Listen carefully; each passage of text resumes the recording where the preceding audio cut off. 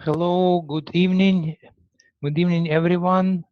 Erika, Irene, let me first of all check my audio settings so to make sure that you can hear me. Welcome to the classroom. Could you please confirm, guys, girls, that you able to hear me and everything is okay with the sound? If it's too quiet or too loud, just let me know. Yeah, okay, you can hear clearly. Perfect. Yep, fine, Irene, fine.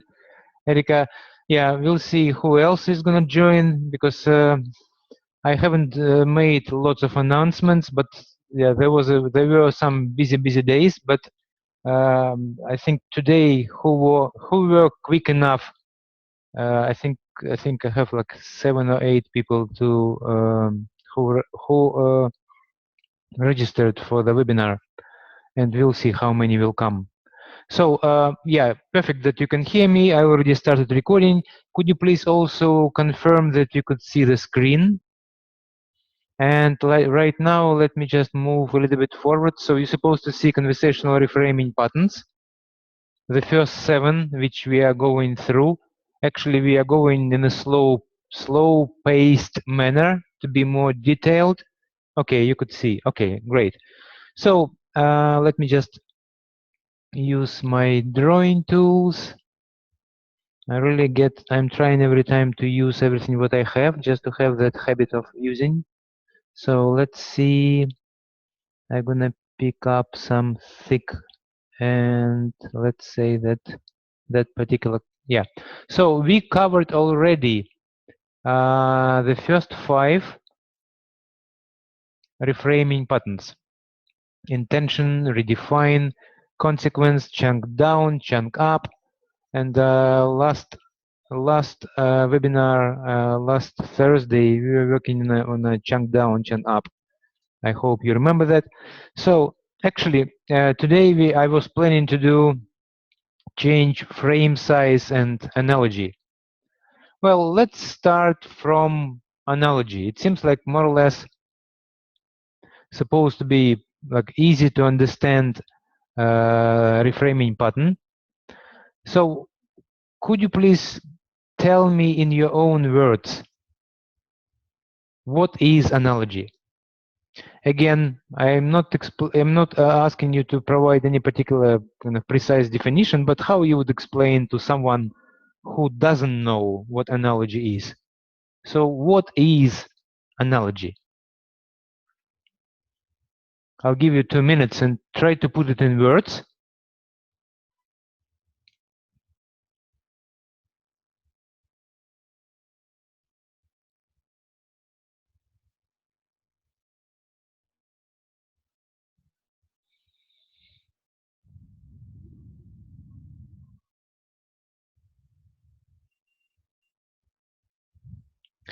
Compare one thing with another. Yeah, okay, that's good. That's pretty much it.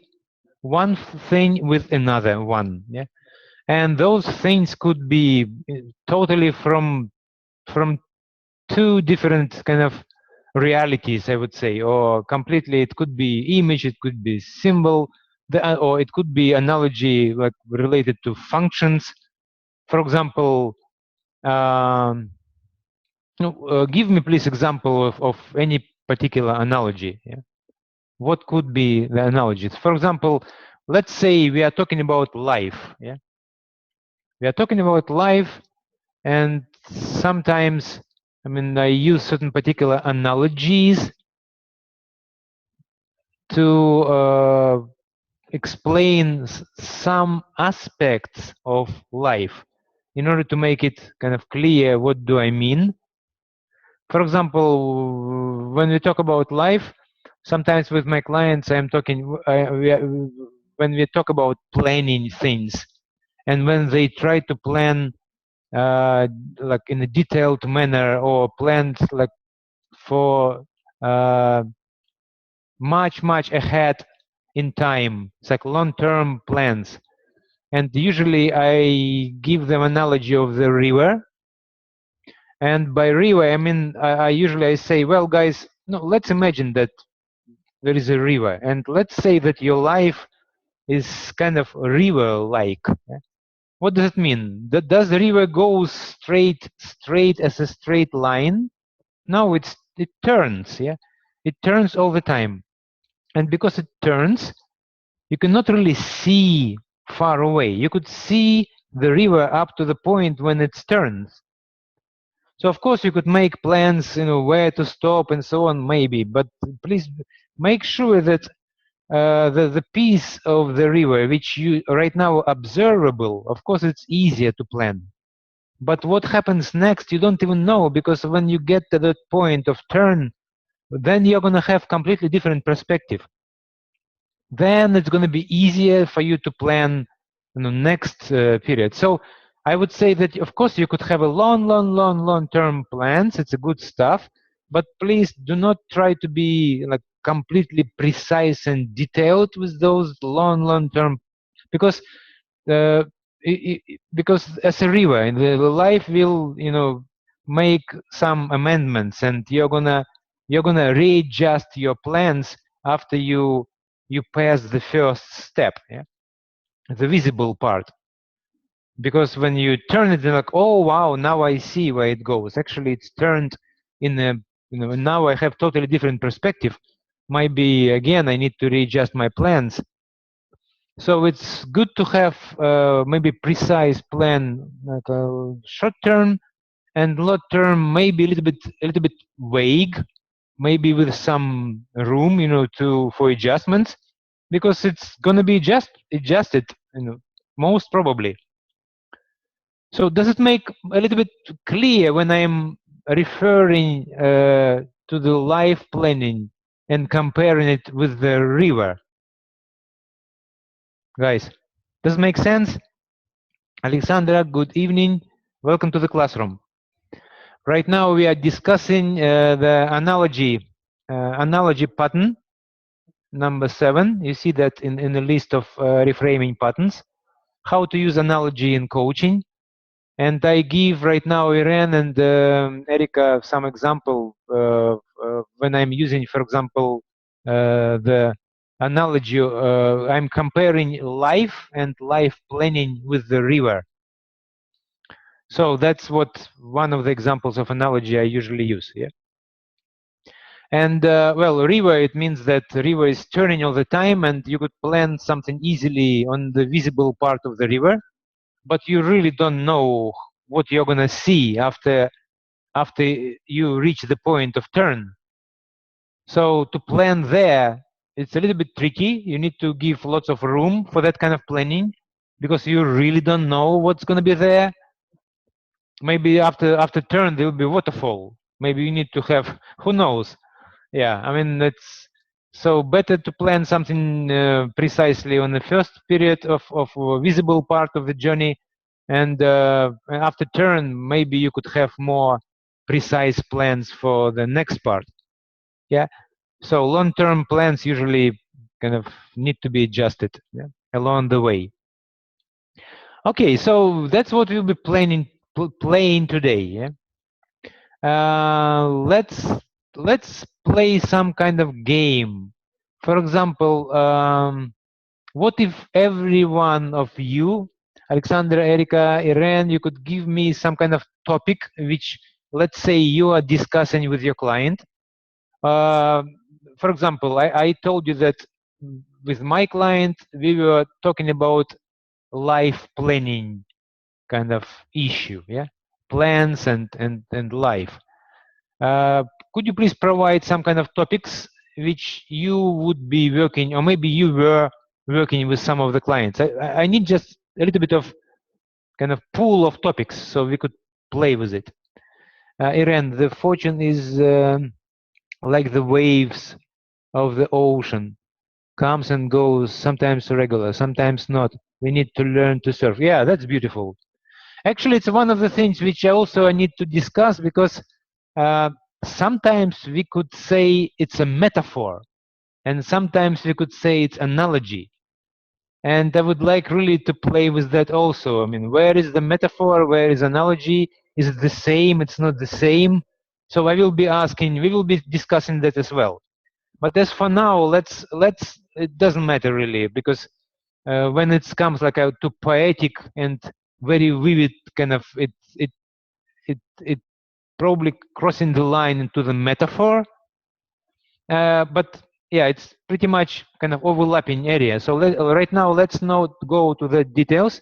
Let's call all of those things as kind of analogy or giving analogy. But I have some kind of idea how to define those different types of techniques in coaching, yeah? Analogy and metaphor. So can you provide me, please, with some kind of topics which potentially you could have with your clients, so we could have a little bit of pool of topics. And by the way, as what I'm going to do right now, I'm going to clear drawings, yes, and I'm gonna switch into the, yeah, I'm gonna go here just to check. Yeah, let's check the formal definition you see right now on your screen. Analogy reframing pattern. It's a finding a relationship, yeah, to that defined by the belief, which challenges or reinforces the generalization defined by the belief. Yeah? So relationship.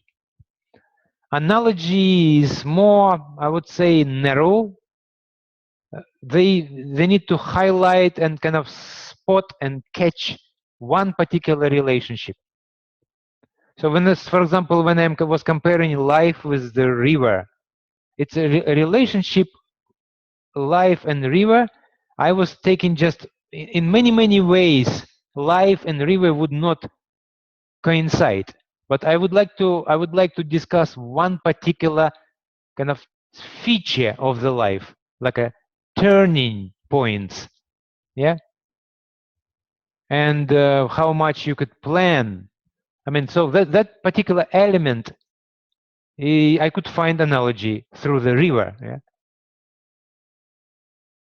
And maybe some other features of the life will not fit into the river analogy. But analogy with the river gives very clear opportunity to talk about distances, about planning, for how long.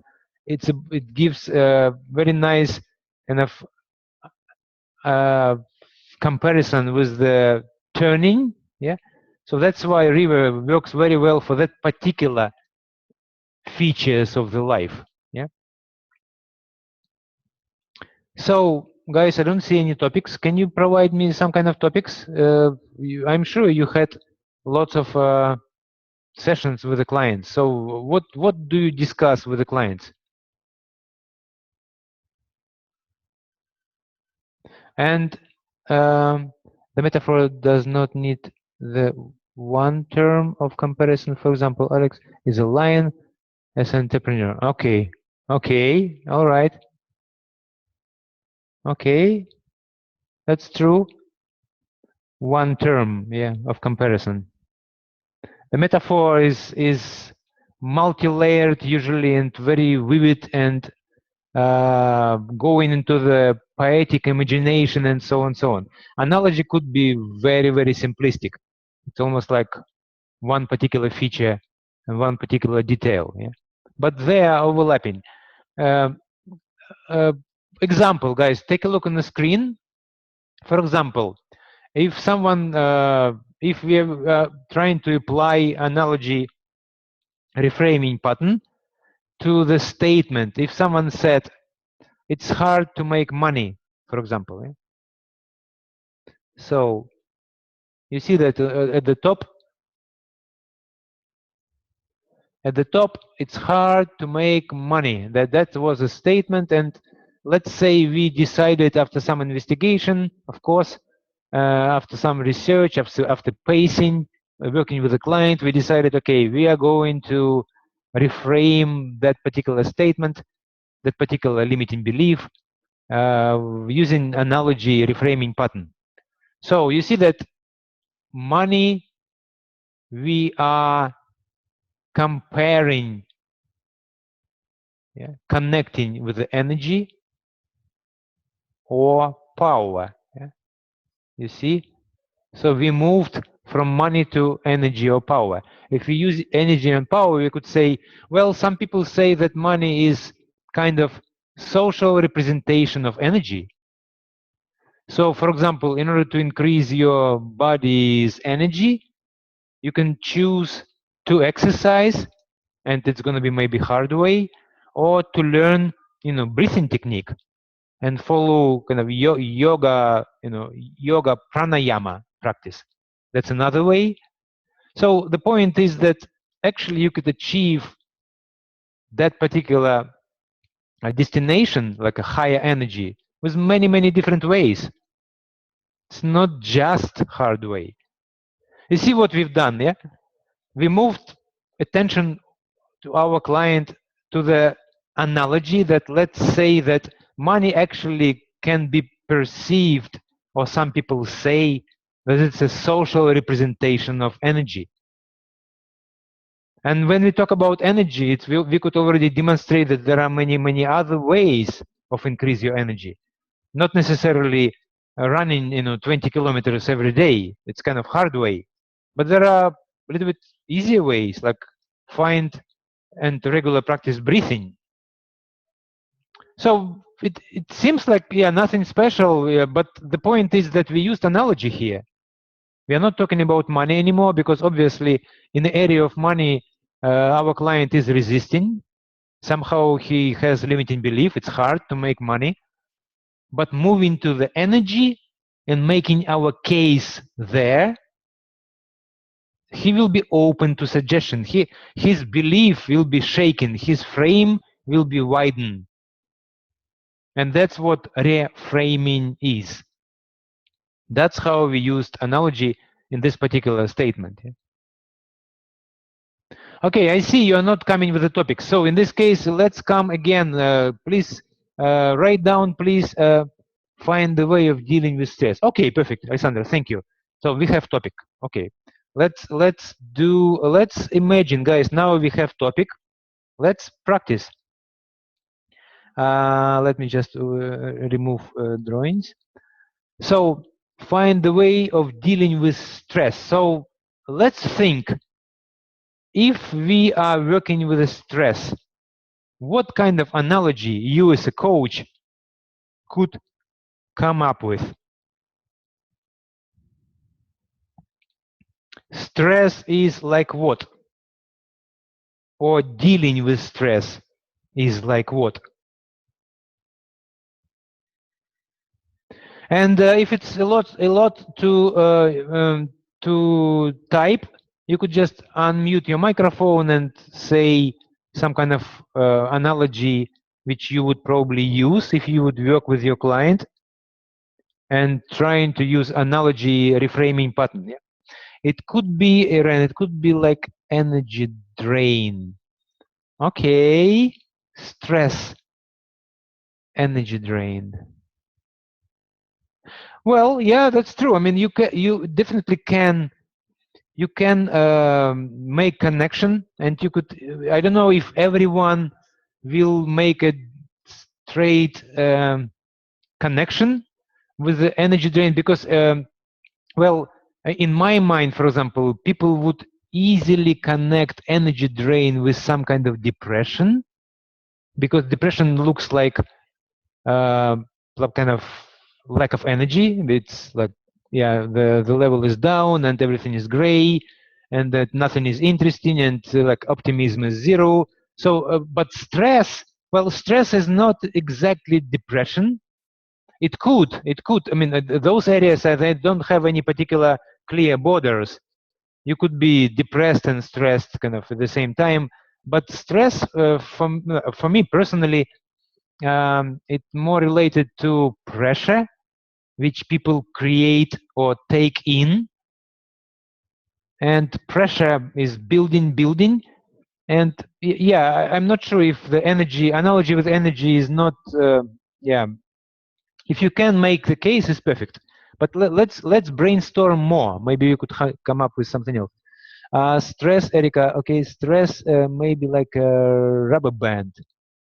Yeah. Oh, that's already better. I like it, because that's what I mean by pressure or stretching. When you it's actually stress. Yeah, when you take a rubber band and pull it, and it's put to like both sides, and as a result you create some kind of tension, and you could actually break it at certain point when the tension is too high and the pressure is growing, and obviously it's not very relaxed state.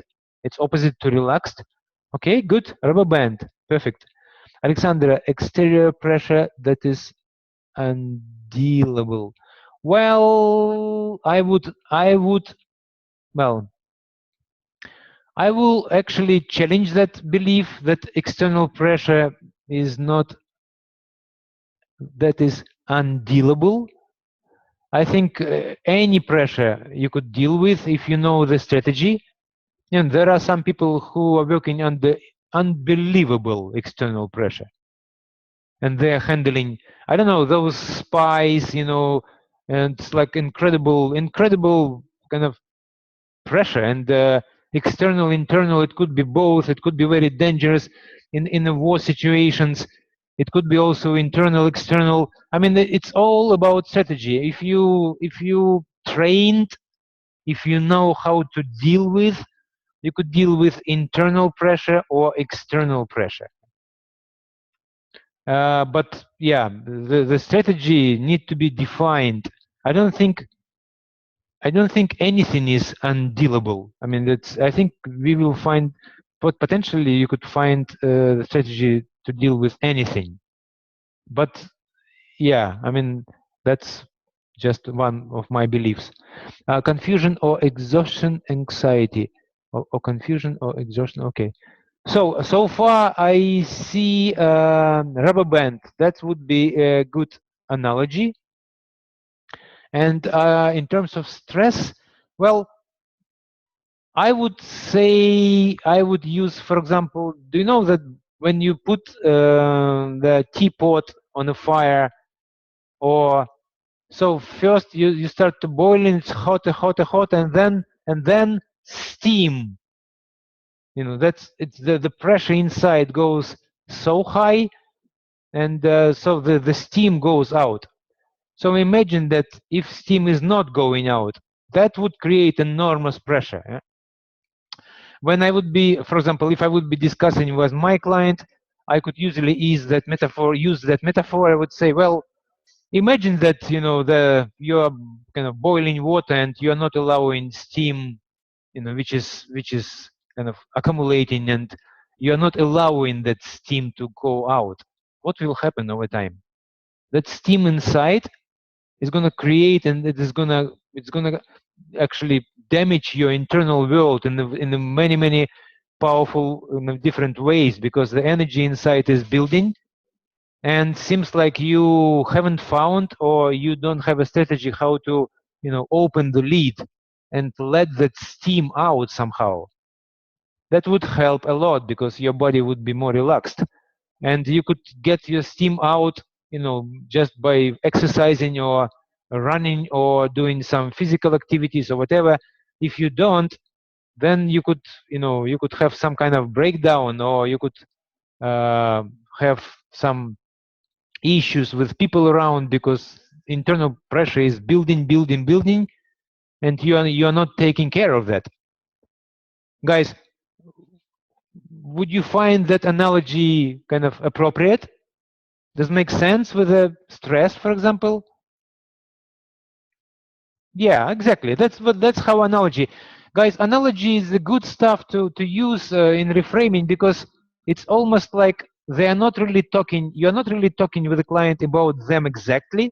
It's almost like you give them something to talk about, but that something is outside.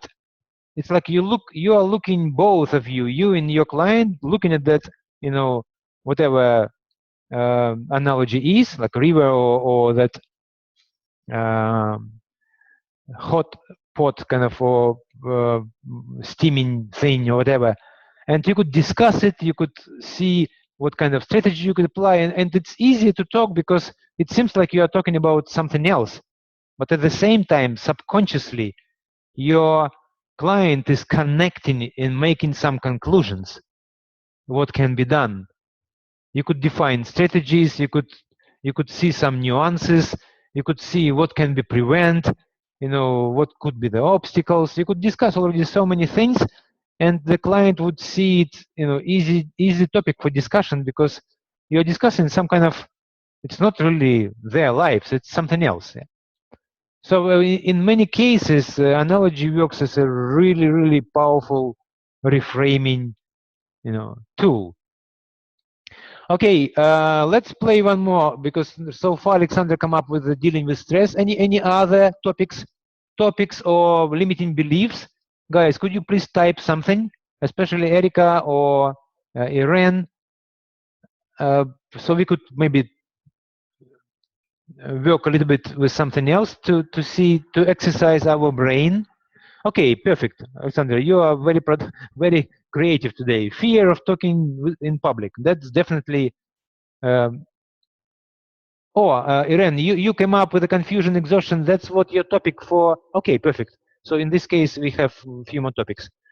Okay, let's go with both. Let's start with the talking in public, and then we will talk about confusion and exhaustion, for example. Confusion. Okay, it's interesting. Anyway, talking in public. Okay, let's think for a minute. Talking or fear of talking in public. What could be an interesting analogy for us to use if our client would be with that kind of troubles? Yeah, fear of talking in public.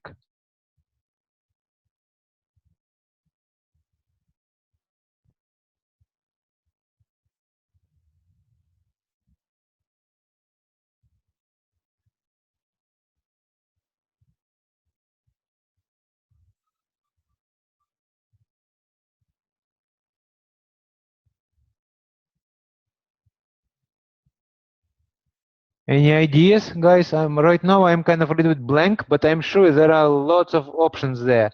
We need just to let our creativity to come up with something. Fear. First of all, it's fear. And fear based on the potential rejection. Yeah, potential. So the fear is like, what if something goes wrong, and I will be a laughing stock, and I will embarrass myself, and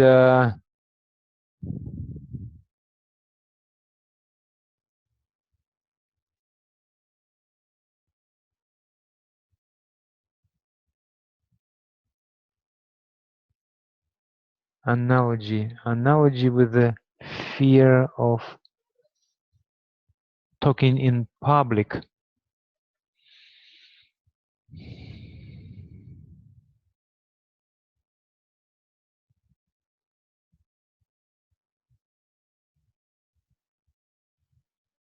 Well, okay. I mean, yeah, I have some ideas, but guys, did you come up with anything?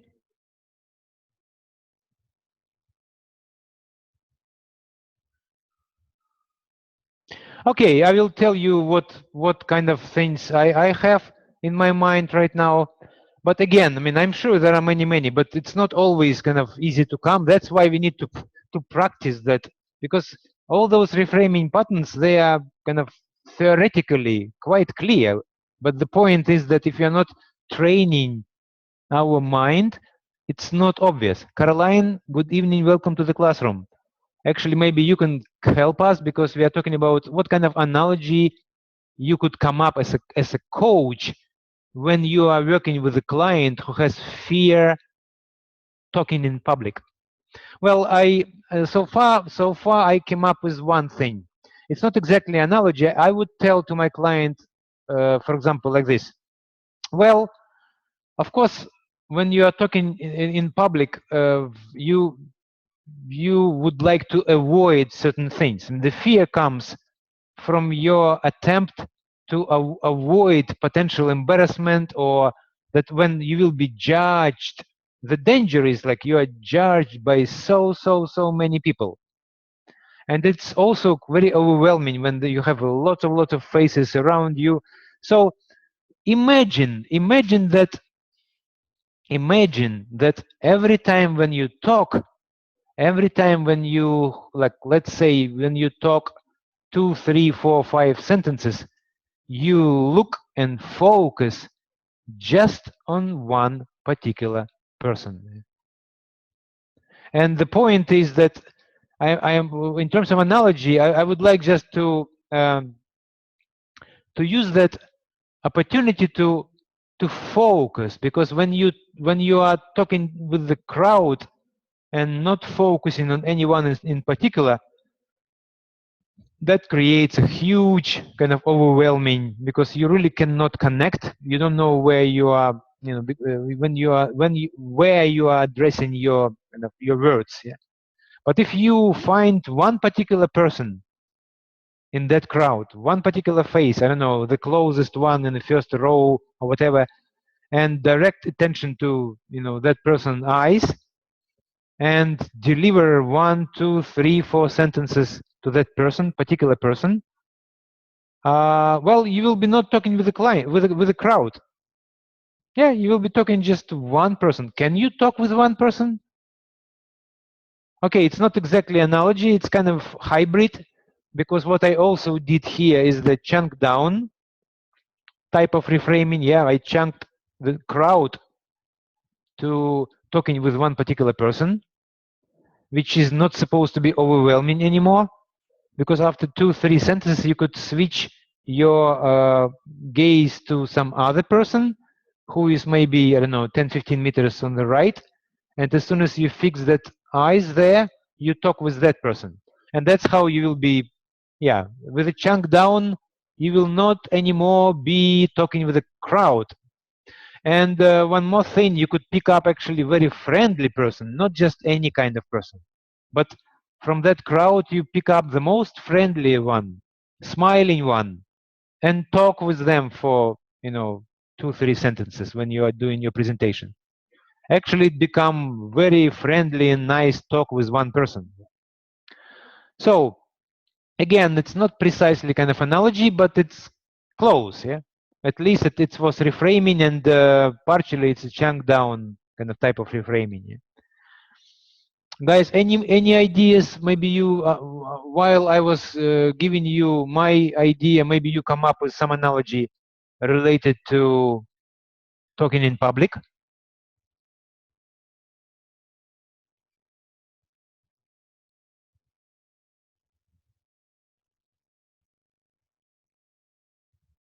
No, yeah, no ideas. Okay, analogy. Frightened of running a marathon, so just focus on just running 100 yards. Yeah, yeah, exactly. Again, it's, you see, you move to the chunk down kind of thing. I agree. I mean, it could work. So, but the analogy is running a marathon. Marathon. Yeah. So, well, the essence of the marathon is like a long, and we are taking that feature of something which is long, and transferring that feature on a crowd which is big. Yeah. So that's kind of not one person but 1,000 person, and you are comparing it with marathon, which is not 100 yards but actually 42 kilometers. Yeah. So that's analogy.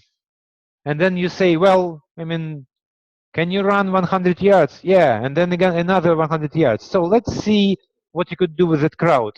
Yeah, talk with one, and then with another one. Yeah, yeah, that could be very interesting way of, and definitely analogy can reframe that particular attitude. Yeah, fear of talking with the crowd. Yeah, good job, Alexandra, Irene, Erica. Any more ideas? Okay, so I think it's at least we come up with something. Actually, I was while I was talking, I had some other ideas. Let me think. I think I get some idea, but then I lost it again.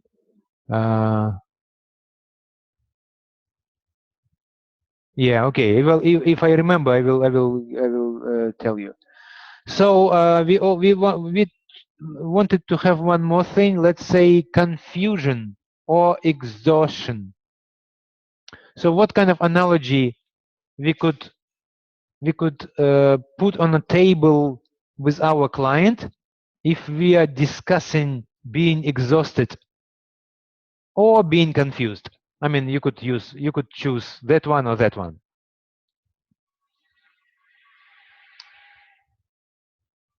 I'll give you 1 minute, 2 minutes. Please come up with something.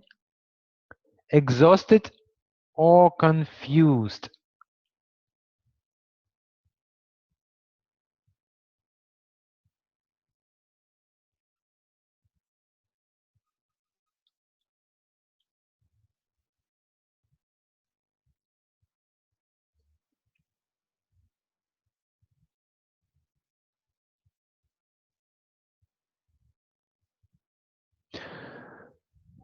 Well, in terms of confused, I would use analogy again.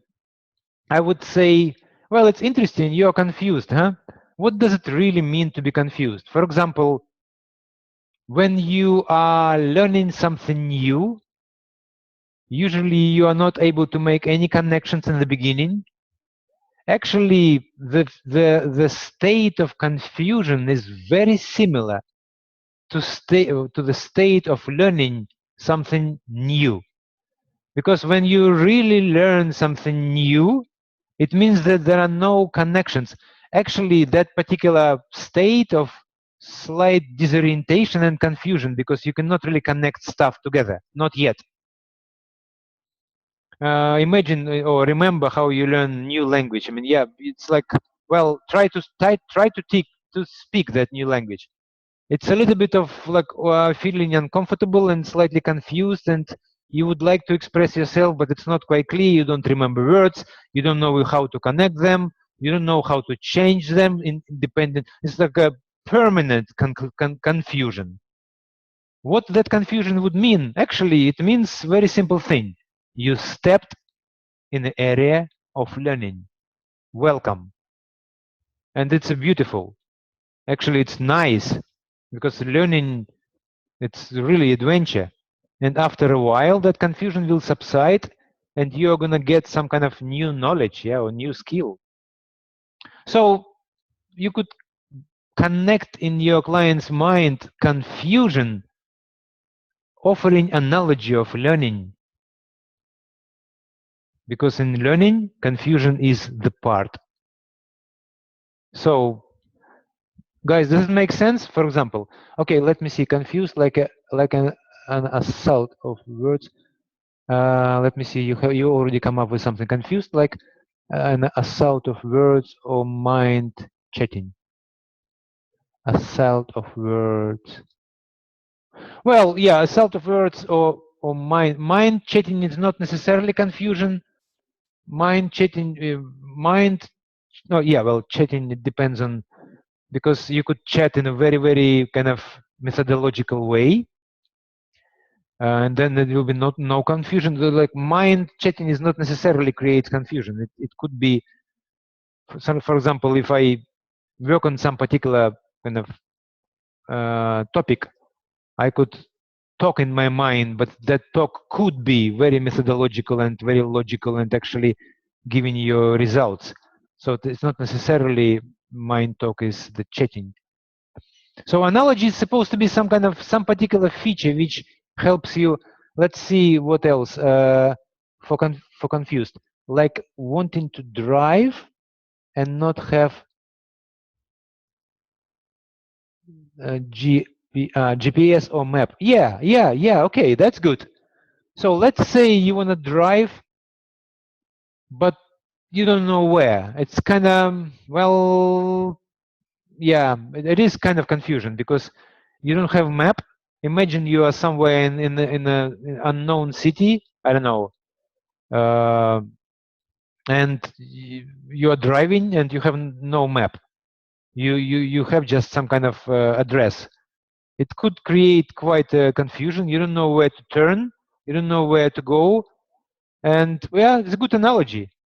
So when you have that analogy, you would say, what would you do? Well, what would you do if you get yourself into that situation?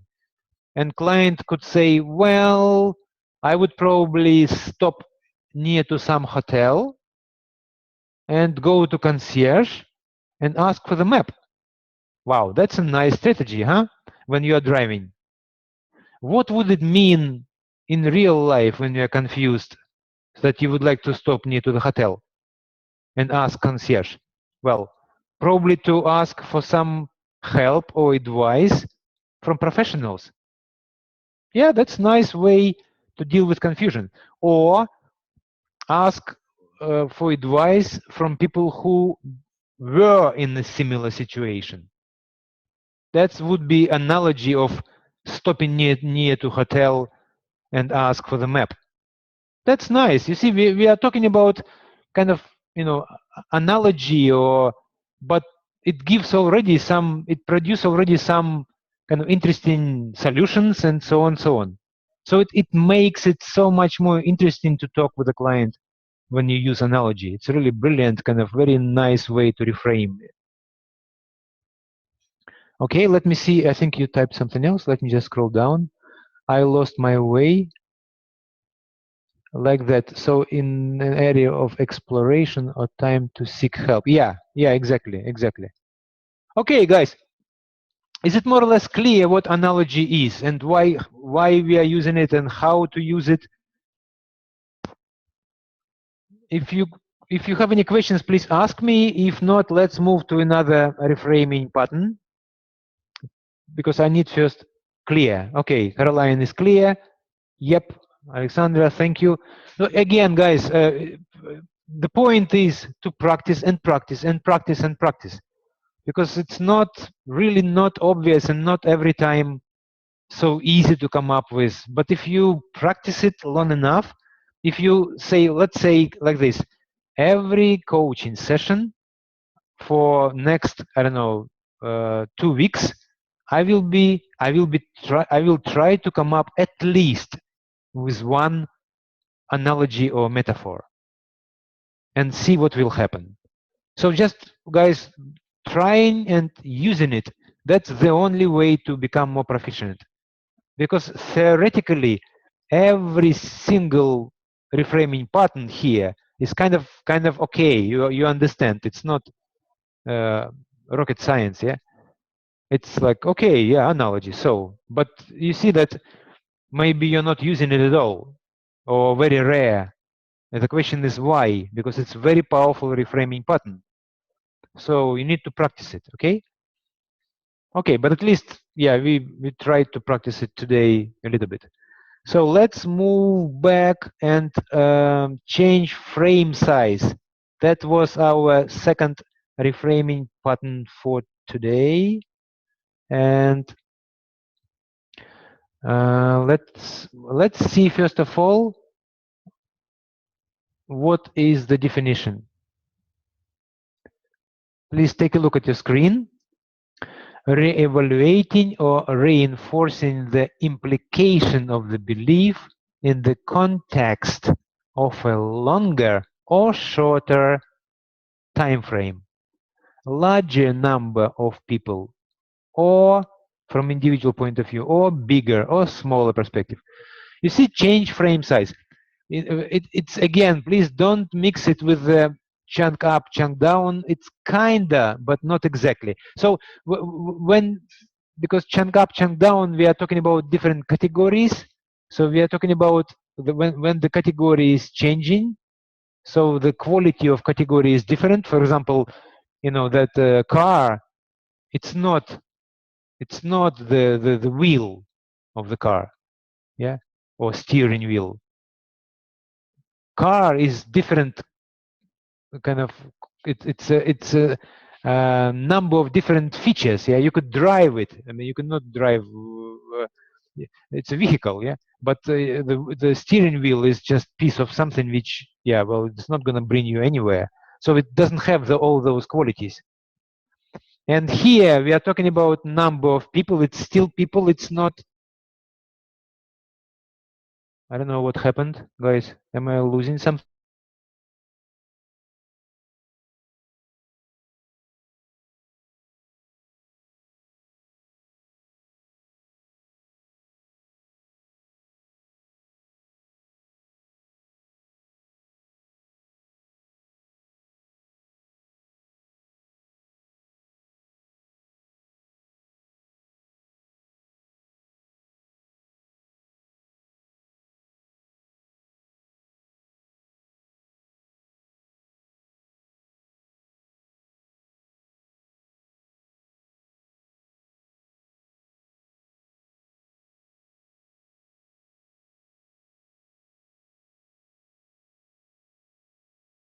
Oh, I'm talking. Thank you very much.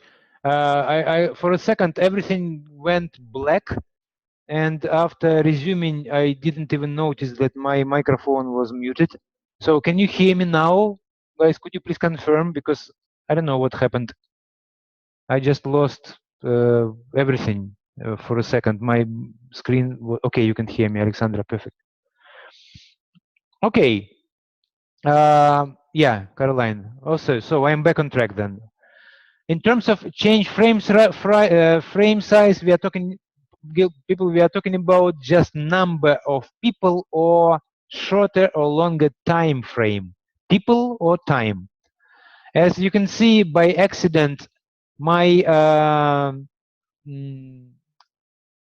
my way to reframe public speaking was actually it was change frame size. Yeah, because I placed attention to my client to talking just one person. Can you talk just with one? Is it frightening?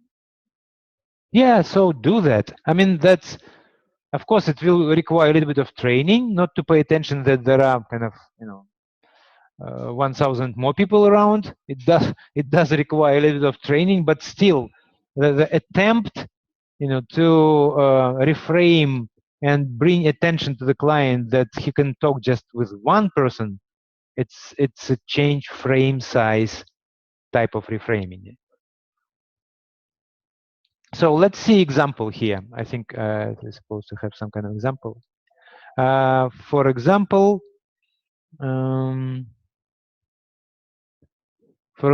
we have statement of our client that it's hard to change. Sorry, it's hard to make money. So can I change the, okay, yellow one, it's better. And how you could use, for example, that change frame size reframing pattern. So hard to make money, yeah. And we would like to use change frame size, global perspective. So we're supposed to go global.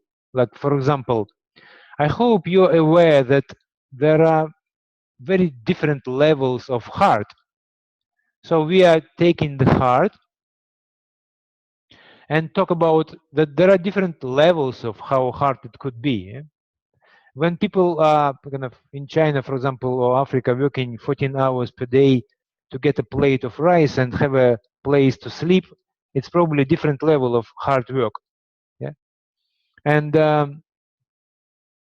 don't you think? Yeah? So you need to work hard to make money.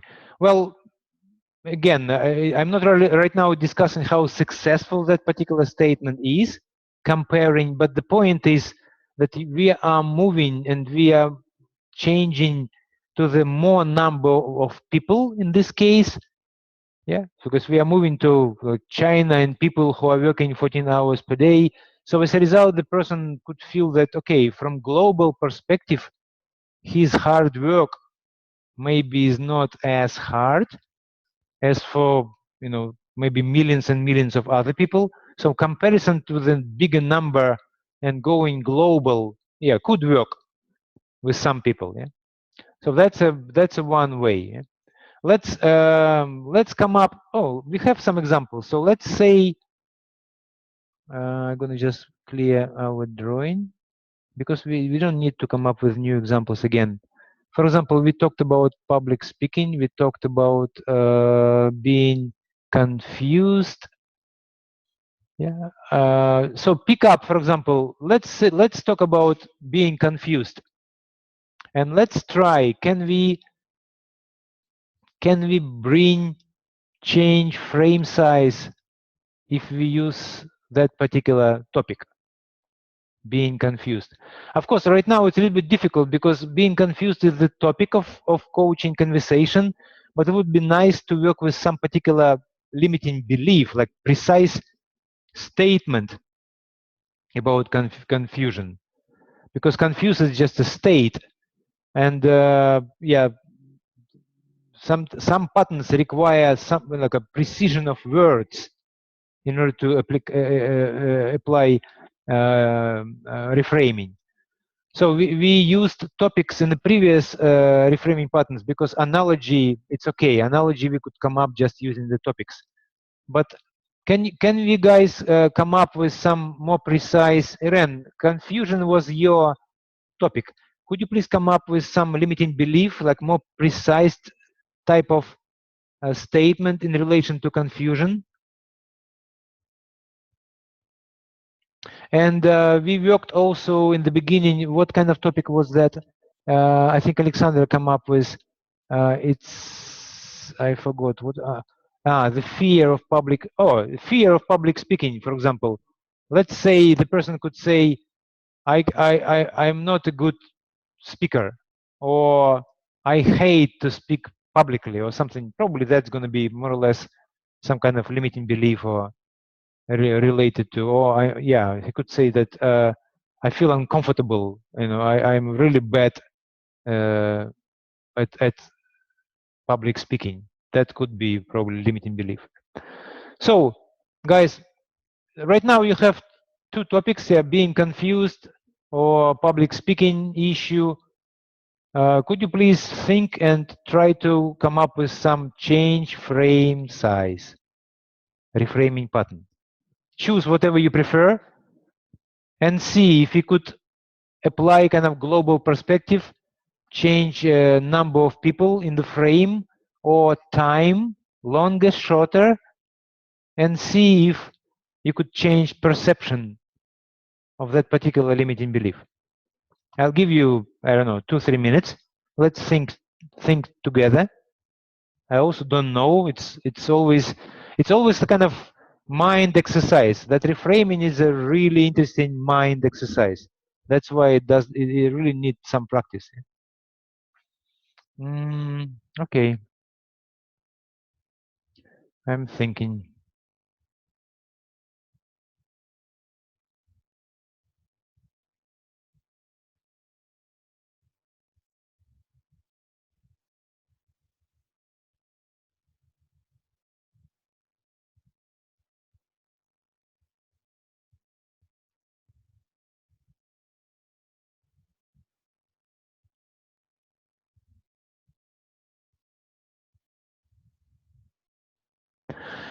You are ever bad speaker, or you have some occasion you recognize that you were effective. You're not where. Okay. Have you ever you are a bad speaker, or you have some occasion you recognize that you were effective? Okay, that's great, Irene. It's good, and it's definitely attempt to reframe. And I can tell you what exactly that reframing is. I will just go to clear drawings and go back. So I'll show you what particular reframing pattern you just applied, or at least you are trying to apply this one. Next several webinars will be coming to this also. Counter example. So when you ask person, have you ever actually succeeded? Have you ever had any example or when you were effective and you were able to speak? And if person will come up with a counter example, then you will destroy his previous frame. Yeah, that's actually a good example, but it's it's definitely reframing pattern. But it's a little bit in the future we will learn it. It's called counter example. Yeah? And as for our particular pattern, which we right now looking to apply, guys, I'm telling you that right now we are in an educational kind of environment. Yeah, so it's not. Sometimes during conversations, real conversations, maybe some patterns are easier to apply than others. But right now it doesn't matter. We decided we are gonna apply change frame size. So we will try at least. Maybe for our examples, it's not really the best way to use change frame size, but because we are learning it. That we'll be trying. Yeah? For example, when we talk about public speaking, I would think about it like this. I could try at least talk with my client like this. Well, what do you think? Even if we talk about some particular great speakers, when they were young, when they were boys, I'm 100% sure that they were not great speakers. Yeah, obviously it's skill which need to be trained, and some people were not everyone. I would say practically no one born as a great speaker. Why? Yeah, because in order to become great with the talking with the huge crowds, you need to have that opportunity. You know, when you are growing as a boy somewhere, I mean, you don't have opportunity to speak with a huge crowds. So the point is that, yeah, it takes time and it takes training, but mostly it's a matter of time, yeah, if you have a regular opportunity to do that. Yeah, you see, guys, I'm right now talking about time, and I'm giving them bigger perspective, and I moved to some examples of other people who by default just cannot be great speakers when they are young. Obviously, I give them perspective which is global and time related. So that's how I would go in my conversation with the client if I would be if I would try to apply change frame size reframing pattern. Yeah, Alexandra, for confused, okay, imagine you have a huge light that can make things clear around what it would show. Imagine the confused that have a huge light for speaking. Yeah, well, in terms of light that will make things clear around. Well, that's a great example, but I think it's more like, is it analogy? Imagine you have a light.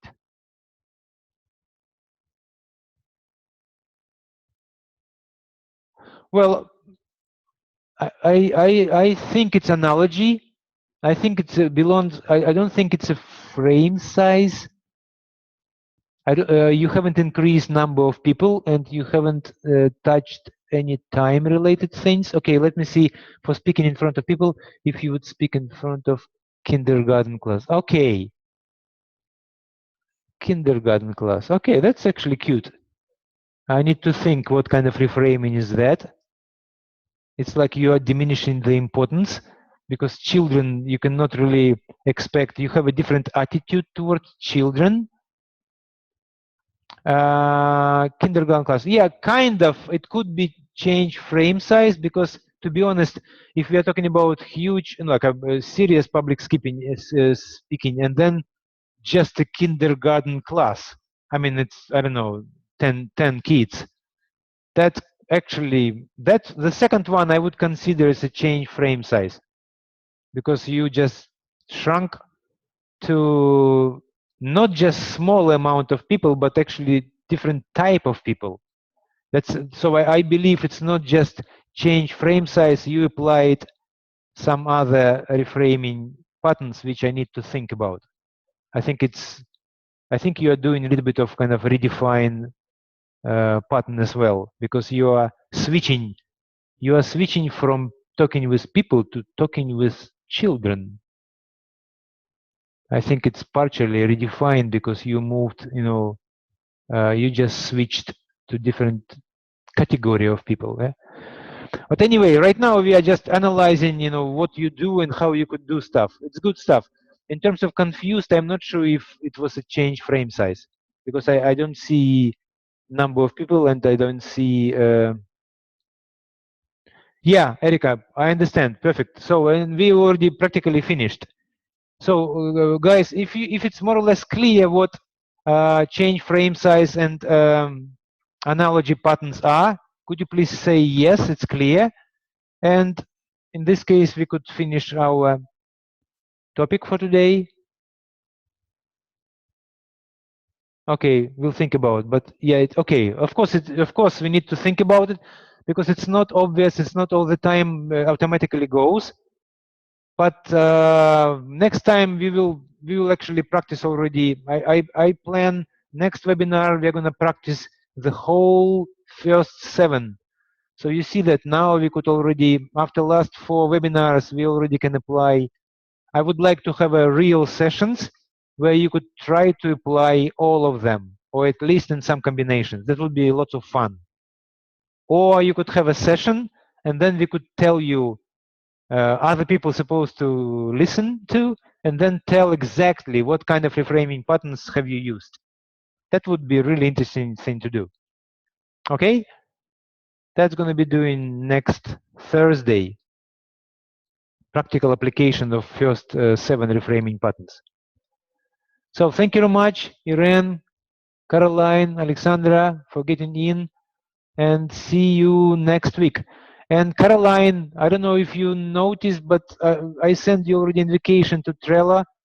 I know Alexandra was traveling, so she couldn't go to that Tuesday training, Headway Coaching Group Trainers Goal Booster program. But Caroline, I don't know, please don't forget and try to find that invitation to Trello, because I already posted first assignment, and next Tuesday 5 p.m. it's going to be second session. So somehow the first one you were not able to visit. I don't know, maybe you missed my letters or whatever, but it would be nice to see you next Tuesday. Okay? Thank you, everyone. Have a nice week. Bye-bye. Thank you.